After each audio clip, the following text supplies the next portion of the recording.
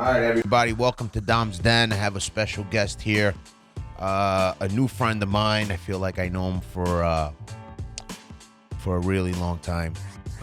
He's done tremendous things for numerous people with ALS. Recently lost his son, Pat Quinn. He's helped me with my mom, who was diagnosed 2 years ago. I just want to throw some stats out. Yeah. That cool? Yeah. Absolutely. All right. 1 in 20,000 people are diagnosed with ALS. Around 5,000 people in the U.S. are diagnosed each year. The average lifespan is 2 to 5 years. Pat lived 7. 7.5, yeah. 7.5 years. Fighter.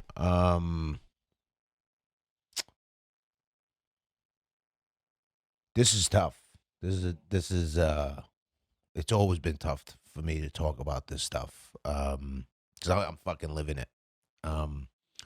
But for instance, I called Pat today and said, "Hey, Pat, we're gonna do it at 4:30. Come down." And you know what he told me? He goes, "All right, I'll be there, but I'm driving an ALS patient to get his second dose of a shot." That's the type of man I have in my den today, who continues to do it. Pat, introduce yourself. My name is Pat Quinn. I'm Patrick Quinn's dad. Pat passed away in November of this past year, and his mission was to raise awareness and then advocate for ALS to make sure that in the near future we have some kind of treatment or cure. So when people get the diagnosis, you have ALS, it's not that you're going to die from it. We want you to be able to live with that disease until they find a cure for it someday, and hopefully that'll soon. I mean, Pat's name helped raise almost or above 220 million, Over right? 220, man. Just on his name. $185 million in the United States, $220 million globally. That viral ice bucket challenge in 2014 was it changed the trajectory of ALS. Yeah. Change everything. Amazing. When you heard he got ALS, now we're talking about a young man who was an athlete, Yep. a very good athlete, Yeah. basketball, rugby in college. How'd you handle that? When you first I know you're a tough guy. it's first of all, it was disbelief, because I don't know about any of you guys or anybody that's seeing the podcast, but prior to my son getting an ALS diagnosis, and possibly you and your mom got hers, you really didn't know what ALS was. So the first thing I did, I was on the internet, started looking it up, and all of a sudden, all these facts were coming out that there's been no survivors for ALS. 2 to 5 years, you're gone. And I'm thinking to myself, this is a 30-year-old young man that's going to be taken away in the prime of his life. And it was like somebody just pulled my guts out. Believe me, I couldn't believe that as a dad, there was nothing I could do to protect my son or to help him at that particular time. So he and I talked about it, and in the beginning, it was, I guess, it's a little sense of denial to a degree. But then he turned around and he said, you know what? Nobody knows what ALS is. So he took it upon himself to put himself out there. He said, I have to let people see what ALS does to a person. He said, here's a young guy, 30 years old, like you say, great athlete. And over the course of the years, if you looked at his journey, you saw what ALS did and how it broke him down to the point where he was completely immobile and wasn't able to talk, couldn't move any muscle in his body. The only thing he could do to communicate was through an eye gazer technology, which he was able to text with his eyes to a machine that turned it out to speech. Otherwise, we'd never be able to talk to him. We'd never know what he was thinking about. I watched numerous interviews that Pat did, and one that really sticks in my mind is he was talking about when he was. Here's the other thing too. ALS is kind of diagnosed by process of elimination. So you're going to doctors for months. 18 months average. 18 months. My mom too. Trying to figure it out. Yeah, so it's not this, it's not that, it's not this, we're treating this is not working, blah, blah, blah, blah. And next thing you know, it's a year later and you get diagnosed. Can I what are the first signs? Like, what made him? It depends. The problem with ALS and the baffling way this disease progresses is there's no two ALS patients that are the same. You know, the progressions are different. The initial diagnosis is different on why, you know, what happened to bring you to this ALS clinic to think you might have a neurological disease. And Pat started in his left arm. You know, he was playing a doubleheader softball, and he talked to me on like Wednesday after the doubleheader, and he said, "Dad, my arm just feels dead. It doesn't feel like, you know, I have nothing there." So Pat's mom's a nurse, so he still complained about it for like 2 or 3 weeks. I said, "Talk to your mom and just have it checked out. It could be a little nerve impingement or something." So they checked him out. They ran some tests, and they suggested him to see a neurologist. So he went down to Columbia Presbyterian Hospital in Manhattan. They did some workup. They did some tests. They suggested to go to a hospital special surgery because they have one of the best neurological teams in the United States, actually, dealing with ALS. At HSS. Yeah. Okay. So he got on Dr. Lang's team down there, and over the next year and a half, any test imaginable, blood tests, muscle biopsies, brain scans, everything.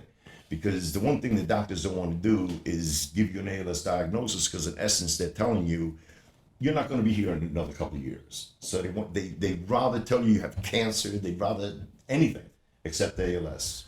So after about a year and a half, he went down to the Mayo Clinic down in Maryland, I believe, and they ran a battery of tests again, and they came out on March 8, 2013. Okay. We can conclusively diagnose you with ALS. That's exactly what I was gonna bring up. So I'm watching the interview, and Pat is interviewing. He's kind of just breaking it down, each one of these steps that Pat had just mentioned, and he goes, he remembers when the doctor said you have ALS, where they kind of confirmed it. And they told him, and he expressed how he felt, everything that went through his mind. And I remember that.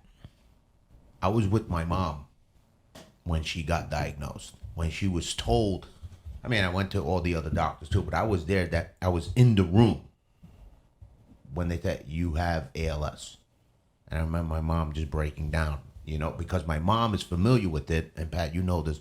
My grandfather had it. Different type, nothing like Pat's absolutely right. My mom's ALS was totally different from my grandfather's, completely different. Now, has it been proven to be genetic, or? There are links in There's 95% of anyone diagnosed with ALS, it's sporadic ALS. 5% is a genetic form of ALS. That's it. But there's an old saying out there, and it holds so true, that every 90 minutes someone gets diagnosed with ALS in the United States, and every 90 minutes someone passes away from ALS. Crazy.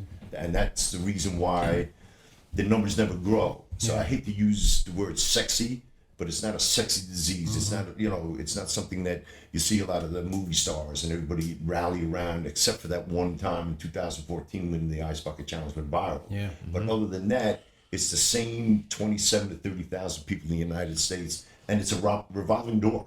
One leaves, passes away, another one is diagnosed with it. It's almost frustrating. I get upset. You tell somebody, your mom had, and they don't know. Right. Yeah. And they don't know. One of Pat's biggest things, and him and I talked about it a lot. It really is the 30,000 ALS community, for lack of anything else, is constant. But it's the same 30,000, maybe different faces, but the same 30,000 number that are fighting. They're fighting the FDA. They're fighting the government. They're fighting for more funding. So it's imperative that the general public gets educated on the devastation of ALS.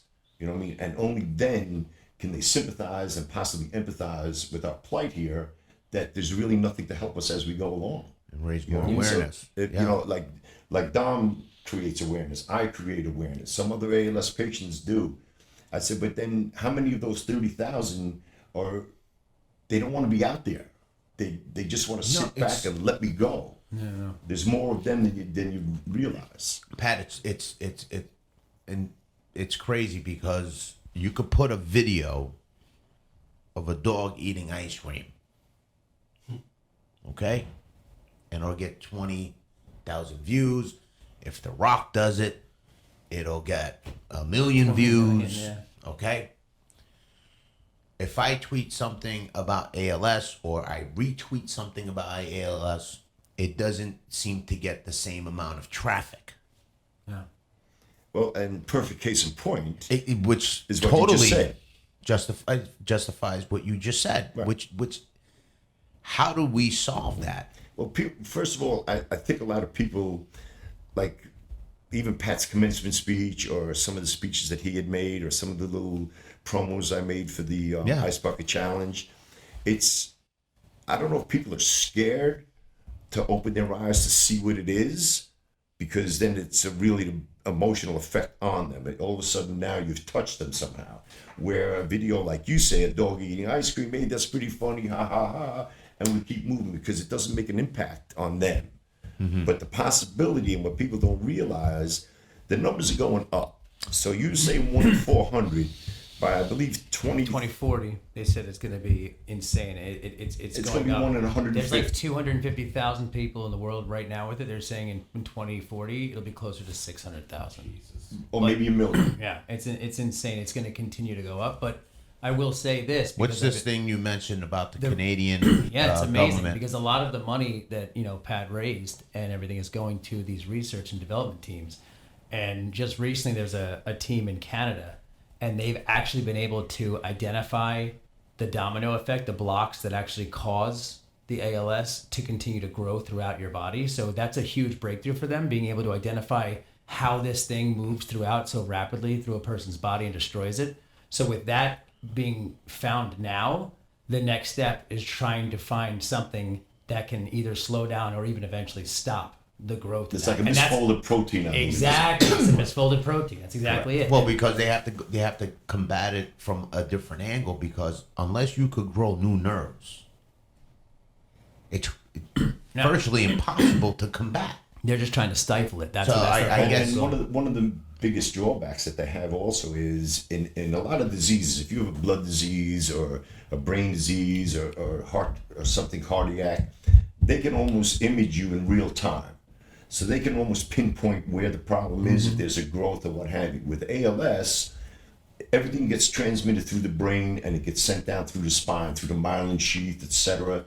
But they cannot image through the spine in real time because of the thickness of the spine. They don't have anything to penetrate it without hurting something that they can follow the path and see where something is misguided. So the only way they can really get some more knowledge on that is if bodies are donated to science, and then they open up the spine, and then they can look and see, But as far as real-time imaging, which would help unbelievably if it was able to, of course, be brought about, right now it's non-existent. they're trying to tackle these in the same way that they're trying to tackle Alzheimer's and MS. It's like all these neurological things. They're all they think there might be a common thread. There should be. They've been able to Right. do things with Alzheimer's, which are crazy right now, with what they're doing with cannabinoids and injecting stuff into your brain that can slow down that process. So, I mean, it's just, not that we're close, but because of everything that you and your family have gone through, there's major breakthroughs where there was nothing. Like, we talk about how this is a 70, 80-year-old,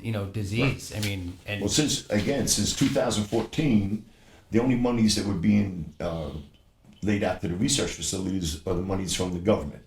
The NIH would give the monies, and that was it. But through this now, you find a lot of these different hospitals and research facilities, they're getting donations from private sector, which enhances the money that the government gives them, because it takes about, I forget the millions of dollars for one trial, for one drug, to go through the trial process in a lab. I think it's like 10 or 15, maybe $20 million. it's crazy. So now if they get funds from that, say we get together and we raise $10 million because a research facility came to us and said, hey, listen, I think we're onto something here. We need $10 million. How about 6 months from now, they come back to you and they say, you know what?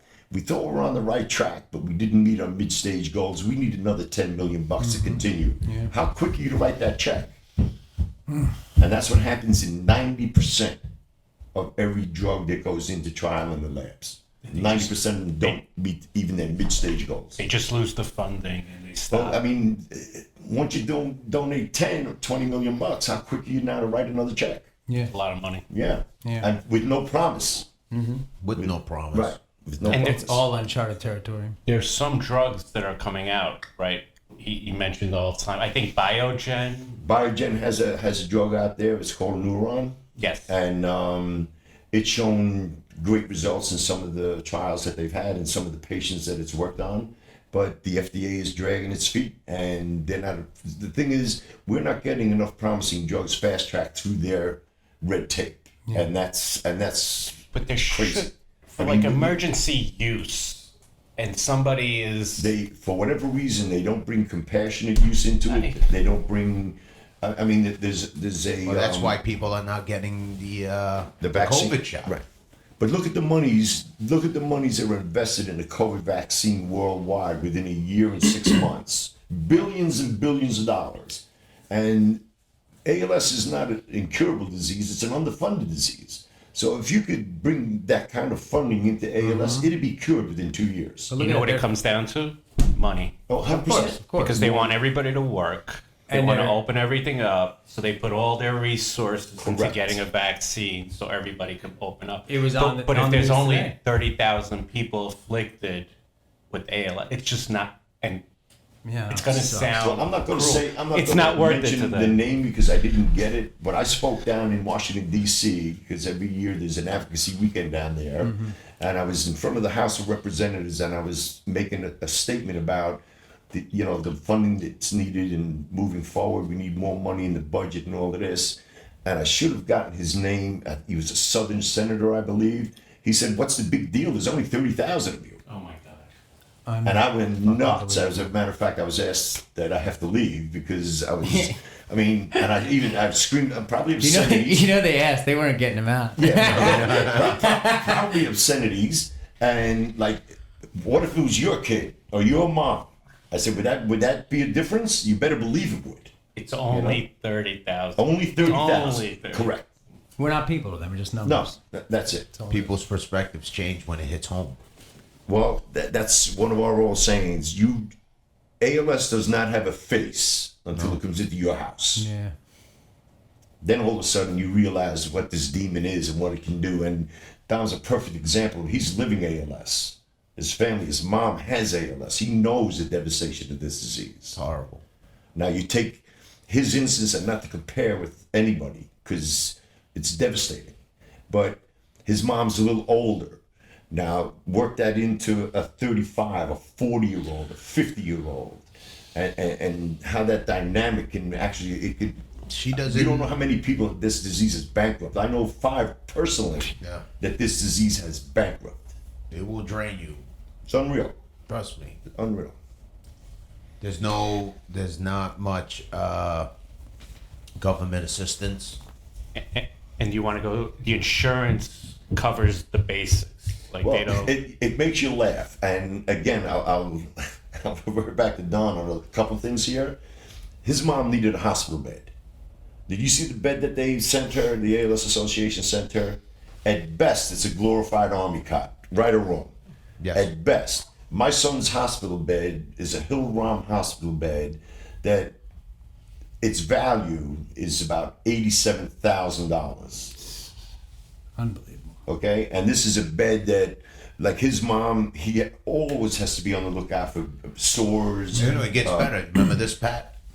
So they sent my mom a bed. I remember this. Okay. And with a crankshaft, where you had to manually crank it. Like it was 1905. It's not even the point. It's The impossible point for her is- to crank it. It's so stupid. Yeah. And so then I was able to get a motorized one, but it's not a comfortable bed. I had to get the foam, put the foam underneath, had to do all that. It's all these little things that they don't pay for, that they give you a hard time. I don't even want to go into getting the assistance, getting the qualifications for hours. I remember they gave my mom they started her out with, she was diagnosed with ALS. They started her out with 6 hours of care. So the rest of the hours, we had to take that up, until one appeal after another appeal, 10 appeals. The thing is, our government. He was my therapist. I would call him. He just keep going after them. It's The nice thing to is, have that's what they somebody. want you to do. They want you to go up against a roadblock, right? And your perception is going to be, well, every time I ask them, they're saying no. So now you sit back and you just let things follow whatever course it's going to be. And like I told Dom, you don't stop. I said, because you have to be your own, every ALS patient Right. and their family members have to be their own advocate. And you have to reach out and you have to ask for help. Otherwise, you're just going to sit in the house and you're just going to wither away and nobody's going to know. Believe me, it's the perfect example is, and again, I hate to keep putting it on you a little bit, but the little things that add up on a weekly basis. What people don't realize is, as ALS patients progress more, they become incontinent. They can't eat. They have to go on feeding tube.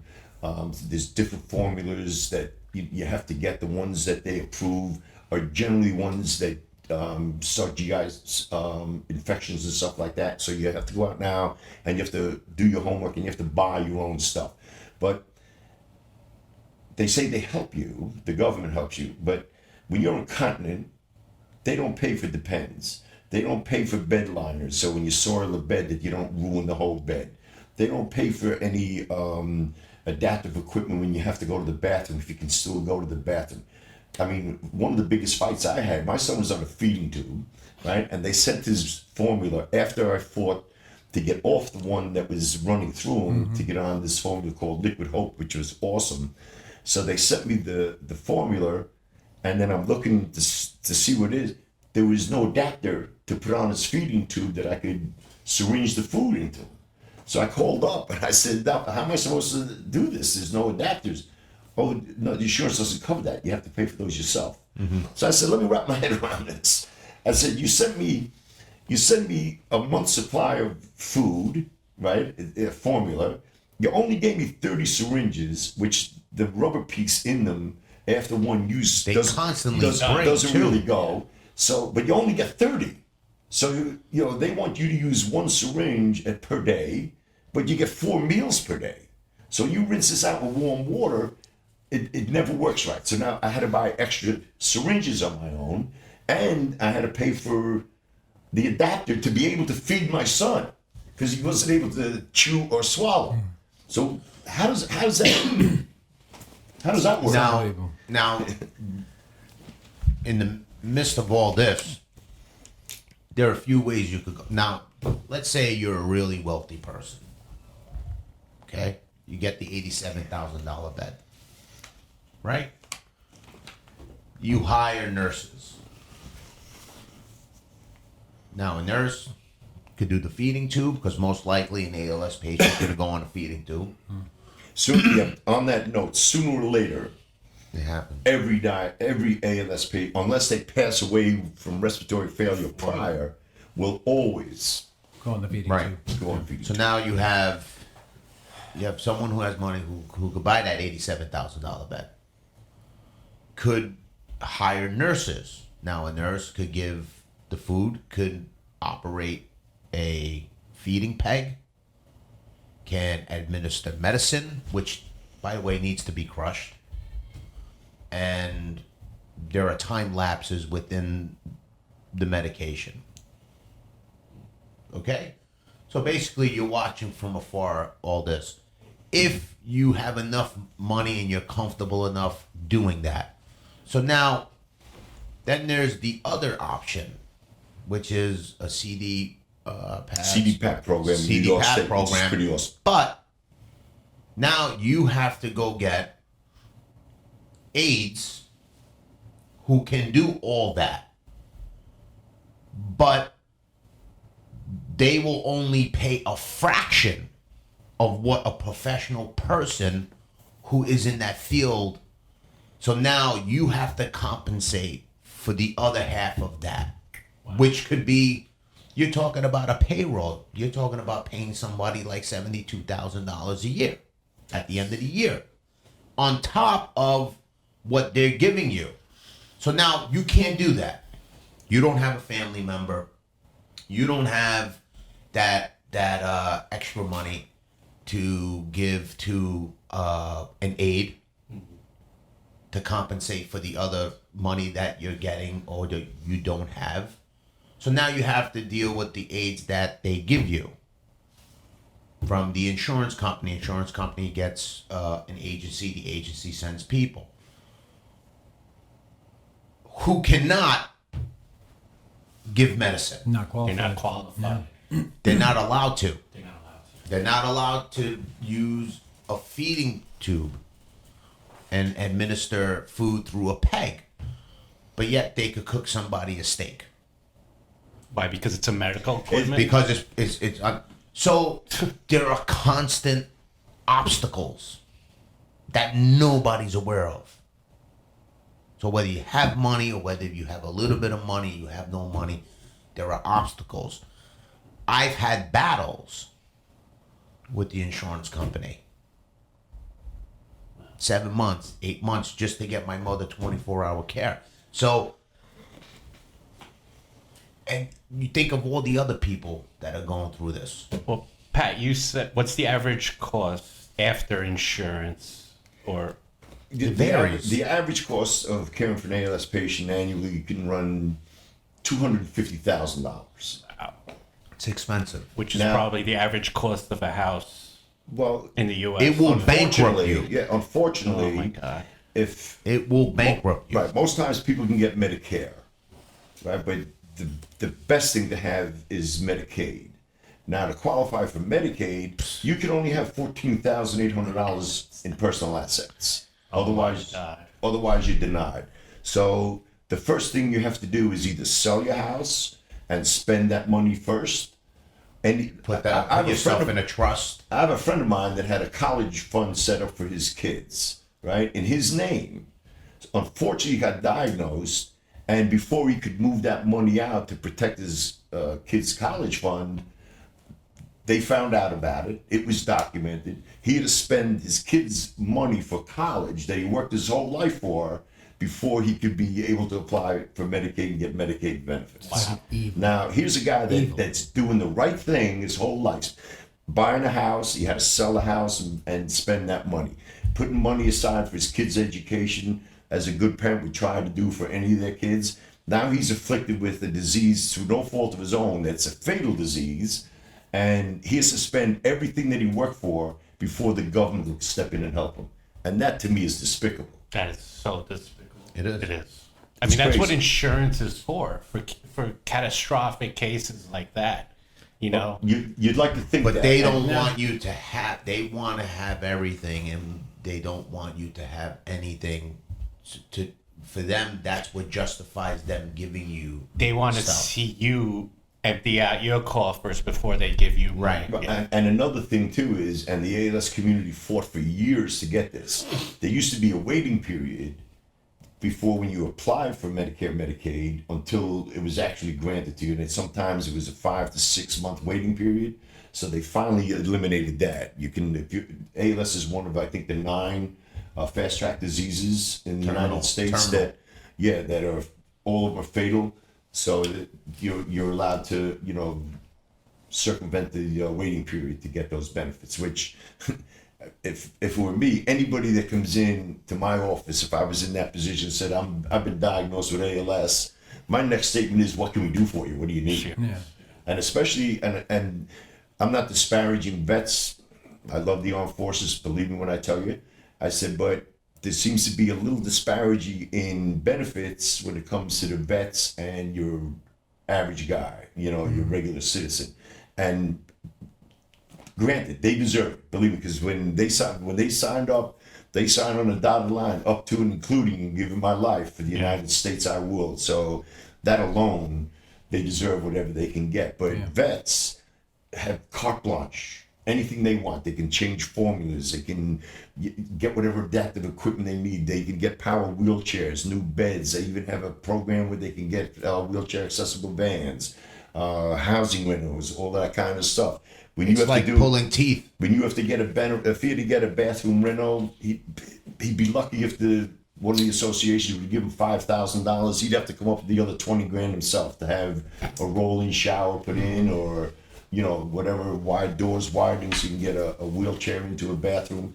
And it's such little things that people don't realize, that the adaptive things that an ALS patient needs is not covered by insurance. Like my son, and I know I touched this with your mom, when my son started losing his strength in his hands, we tried to get some, like adaptive tools and things we could put on, knives and forks, so he could still feed himself as he had some motion. But again, these companies rip off handicapped people. You go out and you get like an adaptive cover for a fork that's probably cost $1. They're banging you for $29.99. I think the whole medical field. So crazy. It's crazy. I think the whole medical field has gone to shit. I blame the insurance. I tried. Sometimes. I'll tell you this. Okay. Sometimes you think that's the way it goes. I'm not going to mention these people's name, but there are 3 doctors who do house visits. Okay? Now, for me to bring my mom to have a visit, I would have to get a car that has a van, which I would have to call 3 days in advance. It's a lot of work. The machines, we're talking 3-4 machines. When you go out there. It's a lot. And so now there are 3 physicians who do house calls in Westchester County. Called all 3. Now one of them would come to the house. Why? Busy, too many people. I have a lot of patients. They want to take chances. That's a go-to excuse. No, but it's not even the COVID, because they are doing it. They're just saying that they have too many cases. I highly doubt that every case that they have, they're treating people with terminal diseases. I highly doubt that. I think people's ethics have gone to shit. I wouldn't be a doctor. Personally, I wouldn't be a doctor and turn anybody down. You're lucky some of these doctors, they call you back to see how you're doing.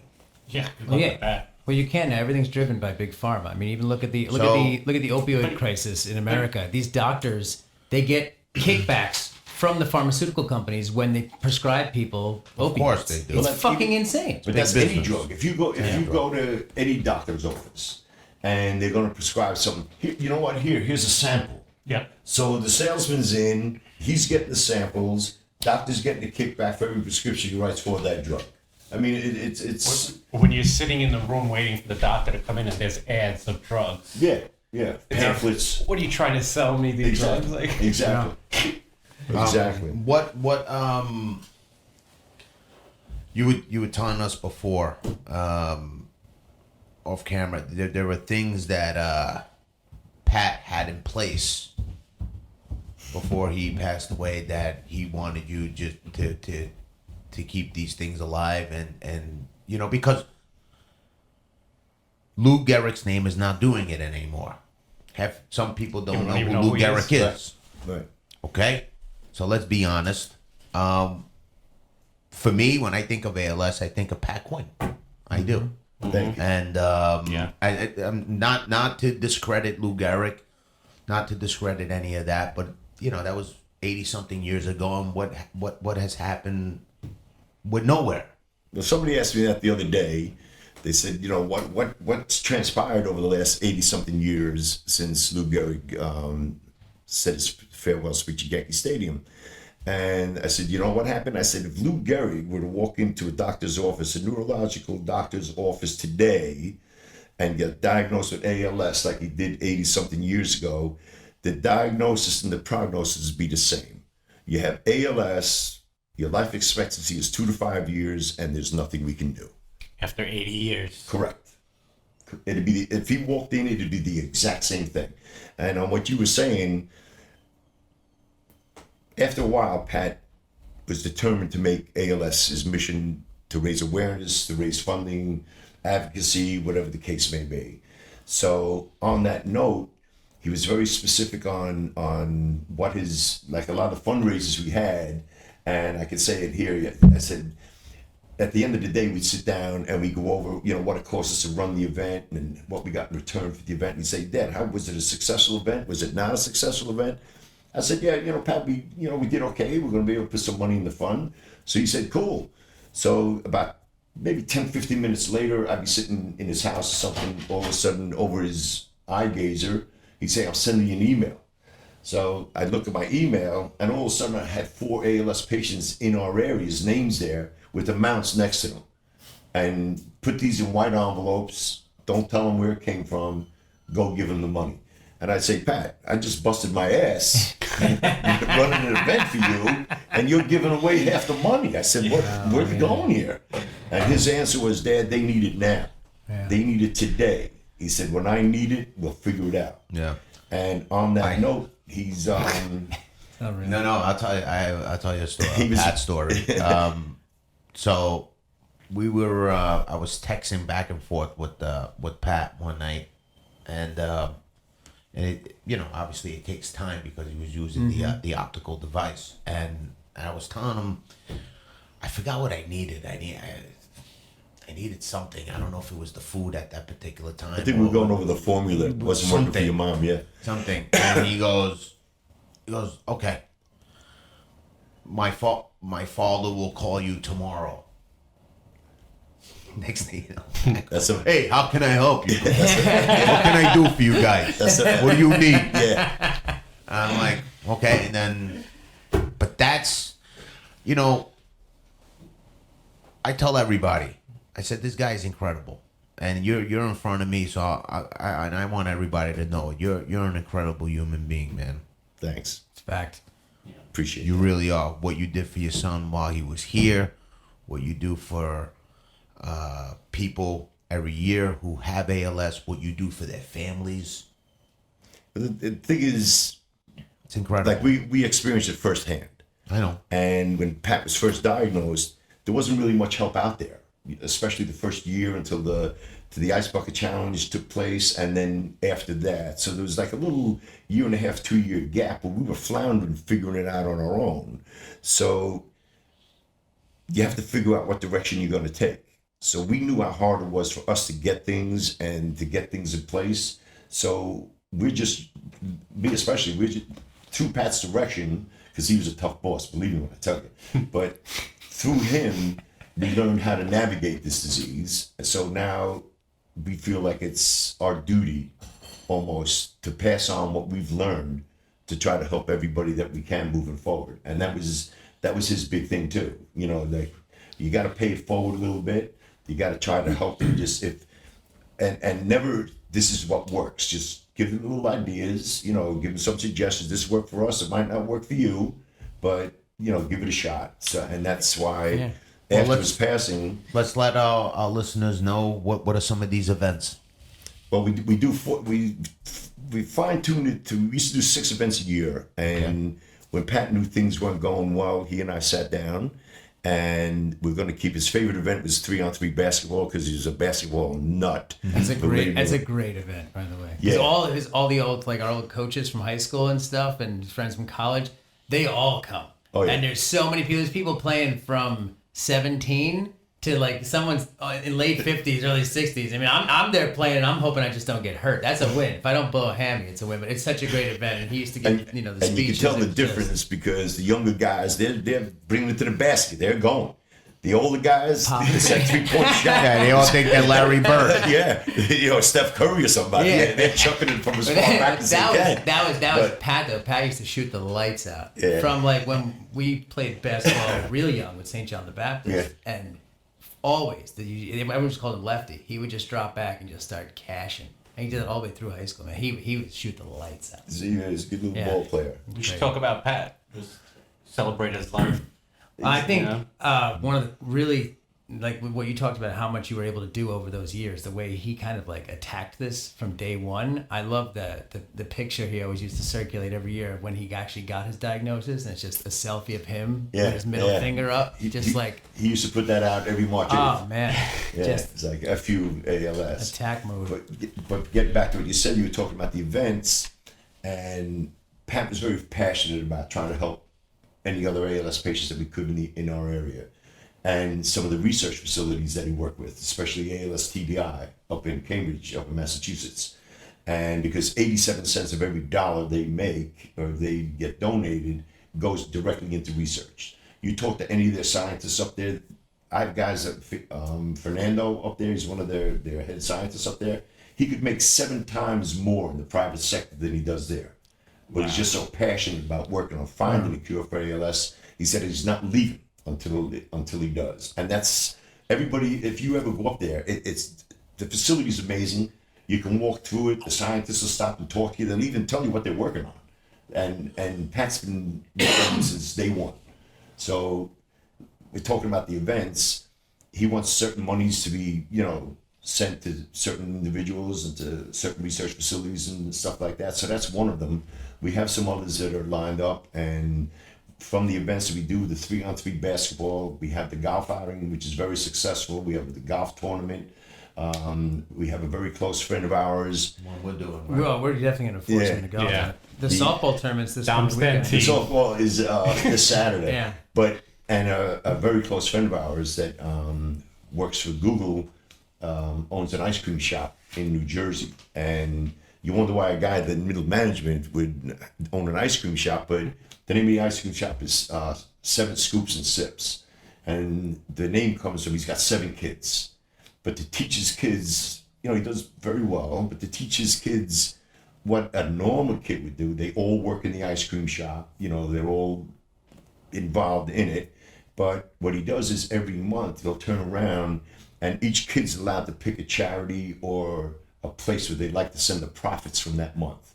So it's not a money maker, it's to teach the kids, to help others that are in need, and they do it every month. But he raises money for Pat every year. Whatever monies that they make for a day in the ice cream shop, they donate to Pat every year, and it's one of his... Where's this ice cream shop? It's in New Jersey. Do you know the name of it?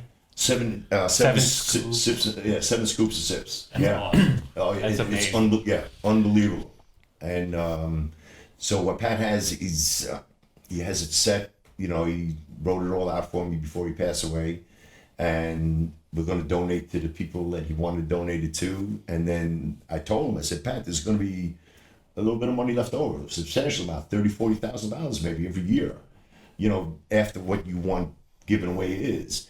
So he thought for maybe a half second, and then he said, you know what? Find an ALS family in Yonkers or Lower Westchester in our area, or someone that's in real need, and make a major financial impact on their lives immediately. Whatever it is, get them a new bathroom, do some renovations in the house, build a ramp for wheelchair accessibility, whatever the case may be. So we're going to continue that. Amazing. Oh, yeah. That's the other thing. You got Moving to on. remodify your house that the insurance doesn't pay for. I had to put the No, absolutely not. I had to come out of pocket and get the stair lift. They wouldn't pay for that. Wow. They Bathroom rentals, that's on you. They give you like a wheelchair that you use at the airport, which if you know It's anybody who falling has ALS, you can't use that. As a matter of fact, he's struggling right now because his mom has a tendency to lean forward. Am I correct? Well, she lost all the muscles in her neck. Which happens eventually to everyone.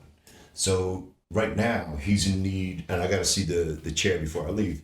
He's in need now of a higher back chair Savant, with they call a head brace on it that has an attachment that you could put a strap on her head to hold her more upright, so she's not sliding and moving all over the place. Because without muscle control, even a person that's sitting down like this is just probably the best she can do at most times, correct? At best, when she's in the chair. She's looking straight at the floor. Correct. Yeah. So any sudden movement, she can't, if you tilt, she can't. Well, she won't go in the chair. Yeah, she can't. She won't go in? She's No. probably scared to death. Oh, yeah. She's just not comfortable. Tipping out. She has she gets problems with her stomach, her diet because of those muscles. So sometimes sitting in this position actually aggravates her, and the last thing you want to do is get them all riled up, because then they can't communicate on the optical device, and it just And what it's a that very frustrating thing.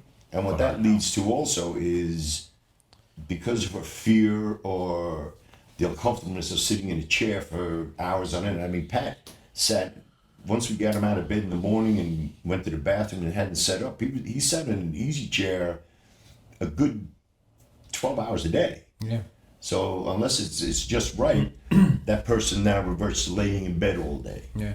Which sort of picks up the pace of the ALS progression. Yeah. You know what I mean? Because now you're not stretching anything, nothing's being moved around. Yeah. Everything's just laying in one in Do one they place. recommend doing that? Like some Well, exercise? but here we go again. One of the know. best things that you can do in the beginning, as he's aware, everybody comes in.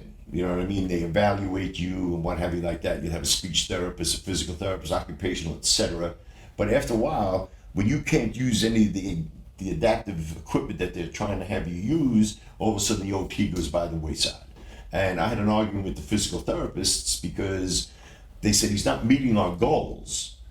So I said, well, what goals do you have? I said, what part of ALS, nothing gets better? You know, so they discontinued his PT, right? Where my thing was, let's just stimulate what he has to slow the progression down. Let's just, you know, Yeah. and no. Or it's something to do for an hour of the fucking Just to day. get the brain going. Well, so what we did was, and he'll know it too, I had a massage therapist come in twice a week, and it was the So do best thing that we did. Shout out to Becky. Yeah. She's Shout out the to best, Becky. right? Yeah, she's coming tomorrow. Excellent. You'll love her. My mom. That's This it. is 2 weeks now. This 2 is weeks now. the woman that took care of Pat. So And which now here we go. This is In the pocket. another expense. And you. oh, that's it. Right. You see what I'm saying? yeah. It's these little things that start tallying up. Now Becky is very reasonable. Yeah, yeah. Because she's, you know, she works with ALS patients and she knows. But if you were to get somebody to come in, well, a massage therapist twice a week could run you $200 a week. More. Maybe more. More than that. So now you House visits? But believe me, when she finished his hour with Pat, it was like he was a new guy. It was like Yeah, a new guy Mom is really calm. for like Yeah, after two, that, 3 days. It's like, yeah. And then she once she works with you, she cares about you. So she'll come in a little earlier, and she'll talk, like we'll have the eye gazer set up with Pat. And she'll say, Pat, where we at? You know, and he might say, you know, my shoulder didn't feel right when I was sleeping the other night or something like that. So then all of a sudden she'll fine tune where she's going to treat, but give the full body its work. But she'll work on other places, you know, that might have been bothering. And No. he was like a new guy that, like, when she first left, man, because he's all oily and shit, right? So we had to bring him in and give him a shower, you know. But after that, man, he was golden. Yeah. I'll go there, I'll massage her, and I'll do Little range of motion and stuff, right? range of motion, but also like a heated towel submerged in Epsom salt, and do it that way. Well, you do whatever you can to make them Because the comfortable. muscles tighten up, right? Well, they spasm. atrophy where Yeah. it's non-existent. But the thing is, there's no handbook, you know, on the progression of ALS. So, like a lot of things that I be telling Don about, he's not even there yet. You know what I mean? We're going through it already, but he might not have another year before he experiences some of the things that we talked about. Where I worked with a gentleman, I worked with him, I tried to help him out a little bit. He got diagnosed, I'd probably say last June, and he passed away before the Christmas holidays. Wow. Just, I mean, it was boom, here it comes. Wow. Just one plateau after another, just spiraling. Wow. Yeah, on like That's- 6 months at best. And you just completely went downhill that quick. And again, unfortunately, 99% of your ALS patients would be a respiratory issue and leading to cardiac arrest and what have you. You know, unfortunately like that. But like I was telling the guy the other day, I said, you see all these awareness shirts, keep on quinning and all of that kind of stuff. Did Pat I wanna have a be the- favorite song? Huh? Did Pat have a favorite song? He was one of them Wu-Tang level Yeah. motherfuckers. I There you go. There you go, Pat. Yeah. But every Right or wrong, right? As a matter of So fact, good. as a So matter of good. fact, we met this woman, and she was big in the ALS community. Somehow she got him the original, one of their biggest songs. I didn't know what it was. I tacked it up on his wall. All his friends come and say, "Well, where'd you get that?" It's the actual notes and all that. I said, "Man, it sounds bullshit rap dudes, man. I don't know who they are." Wu-Tang Clan ain't nothing to fuck with. they're But see, that's actually the other really thing. good, Pat. Huh? They're really good. That's Well, I know they that's, made a big comeback now or something, right? There's a big thing about but it. that's the great trying, thing. yeah. Wu-Tang Clan. Yeah, his whole group. Like it's like you ran all this stuff with him, but Pat had such a great core of friends. Like all those guys who are super duper tight with Pat. Oh, wow, still. They got to be like your other kids, man. They got to be like children of yours, and they're there all the time. Oh. It's so impressive to see them there at all times. Well, man. as a They're- matter of fact, it was funny because, like, for the last 2 years, maybe Pat wasn't all that excited about getting out of the house as well.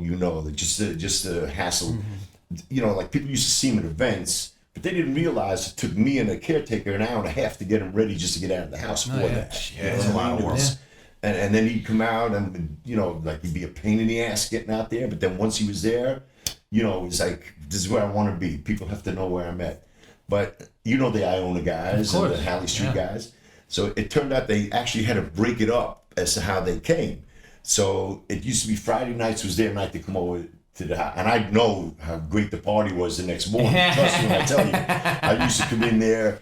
There'd be 6 empty vodka bottles, 2 Jameson bottles. There'd be 24 cans. It's a good so night. good. And I'm like, okay, the boys had a good time, and the pot smoke can still be, in the air a little bit. And then the worst part about it is they finally knew Pat was able to have booze to his feeding tube. Oh God. It's a great So- discovery. Yeah, so all of a sudden now he's getting jacked up on Jamesons and he's all shitty. And then the next day I'm dealing with a hungover ALS patient for the Oh, whole man. day. Right. Oh my God. So That is awesome. But that's the thing. It's like those guys were all. I mean, and yeah, they're such an amazing crew. and they check on into me every now and then. I don't like to, because I'm 69 years old.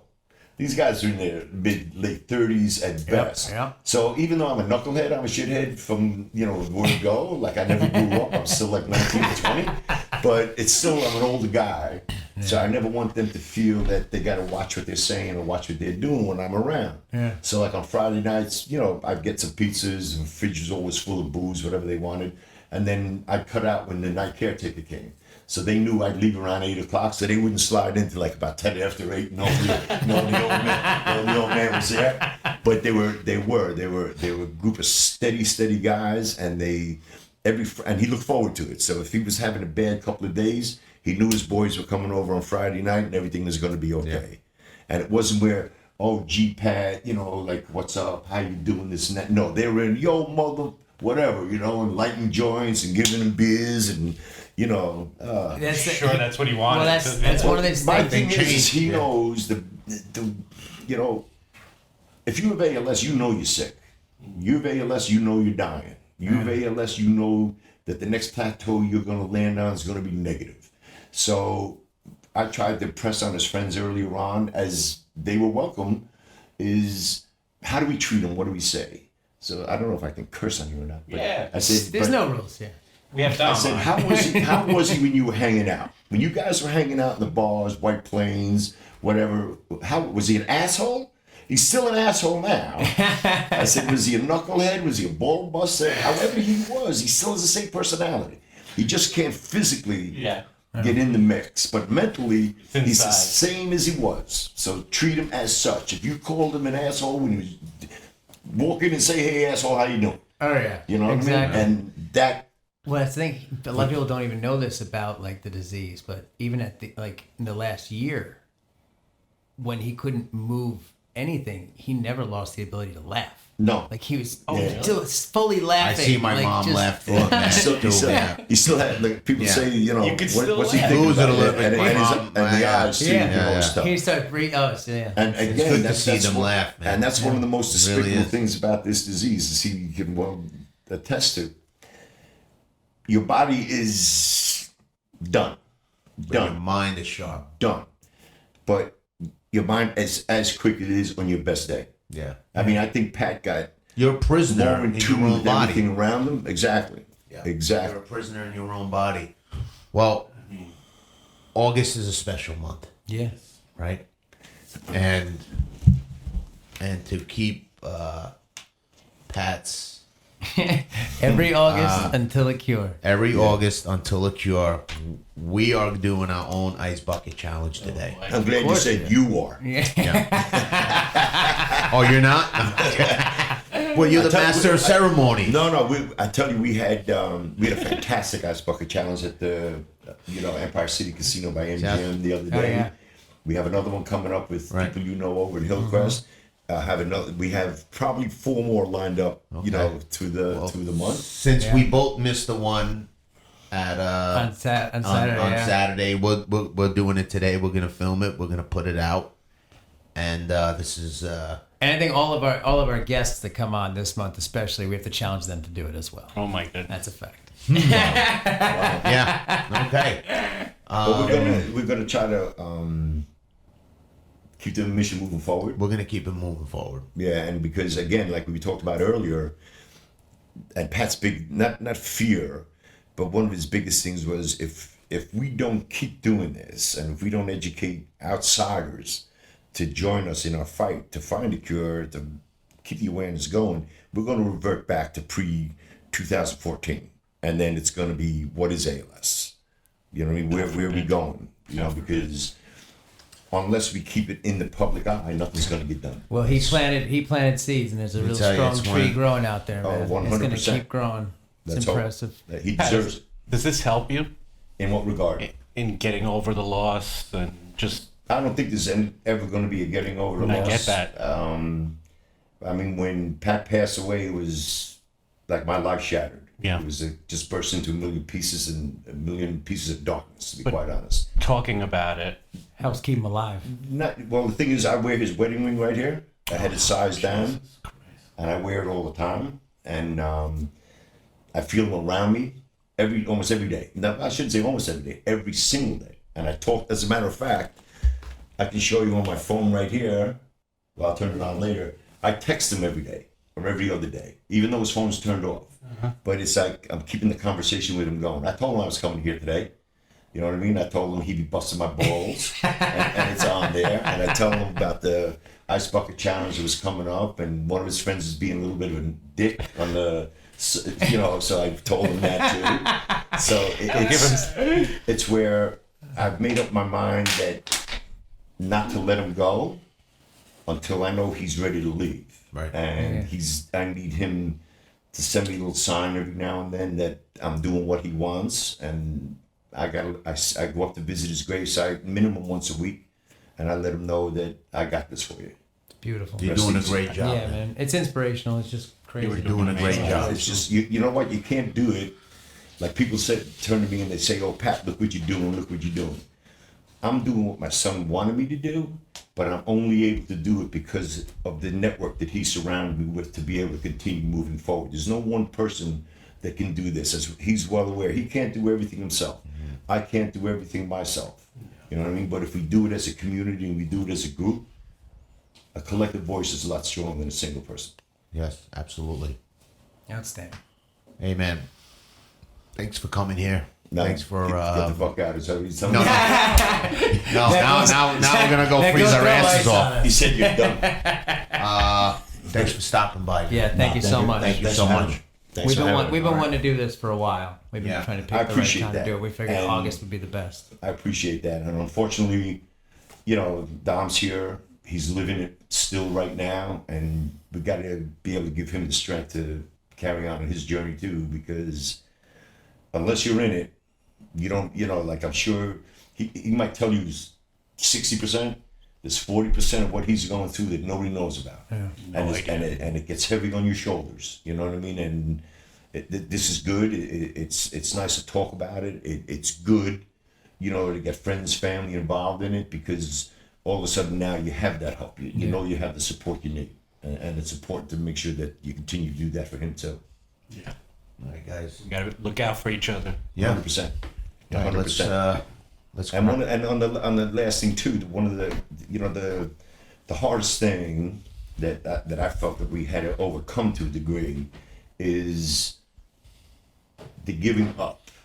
You know what I mean? If you think of something that you have to do without, or you can't do anymore. I mean, for a 30-something-year-old man, every couple of months not being able to, and then have come to the realization that I can't go to the bathroom by myself anymore. I had to give up driving the car. That was one of the big things for him. I have to use a walker to walk. Now I have to use a wheelchair to walk. I mean, I try to think about this and how did he stay so positive giving up so much to the point where he was fully wheelchair bound, and the only way he was able to communicate was kept through, fighting, Pat. I kept fighting. Well, I think that I don't know, but I would think that's how I think that was Pat's therapy. Was fuck this. I'm gonna keep fighting. I'm gonna keep helping other people. And I want you to see. You don't know. 2 o'clock, 3 o'clock in the morning when it's dark and the 8 is sleeping over there, and they, I see my mom sometimes just thinking. Well, that's sometimes when you can you imagine how alone that feeling must be? Well, how many times did I talk to you about one of the things that I never can really comprehend or understand is, hey, when you're up and there's people around and you're moving and you're getting fed and everything, and guys will come over, you might watch a Yankee game, you might watch a little something, but then about 10:30, 11 o'clock, you're going to bed. Right? And aid is now putting you into your bed, positioning pillows, getting your BiPAP on, getting whatever breathing apparatus you have, and getting you comfortable for the night. What happens in those 8 hours that you're there by yourself? Where do you get the strength to continue? Like I always used to think when he lays down at night, is he asking God to take me now? You know what I mean? I've had enough. Or does he wish for a good night's sleep? When he wakes up that next morning, is he thankful he's here? Or is he like, oh shit, I gotta go through this another day? And as with his mom and my son, it's like, here we go. Here we go. I actually know the answer to that question. Huh? I know the answer to that question. I won't say it here, but I know the answer to that question. I just would like some of Pat's strength that he had. I mean, that's amazing. Yeah. What a fighter. What a fighter. Wow. Well, like they say, like I always used to kid around. I said, we're buying more T-shirts, Pat. I said, I'd like to buy 30,000. I survived the ALS T-shirt. Fuck yeah. Wouldn't that be great? Let's get that done. Not, I'm an ALS warrior, not I'm this, not I'm that. I survived ALS. We'll get there. That's the shirt I want to buy. Well, we got to get there. Let's get there. Things like this will make it happen. Yeah. We'll keep doing it. Thank you very much. Thanks for Thank being you. Pat. Thank Thanks you, for man. being here. Pat, All right. Let's crack this mausoleum and go get fucking Go gold. toss some really cold water on. All right, over and out. Pat, thank you so much, buddy. Thanks for having me. I appreciate it. Thank you. Meanwhile, Pat's around. What did he say? What the fuck? Yeah, no. He's probably laughing now because he knows I hate this shit. He knows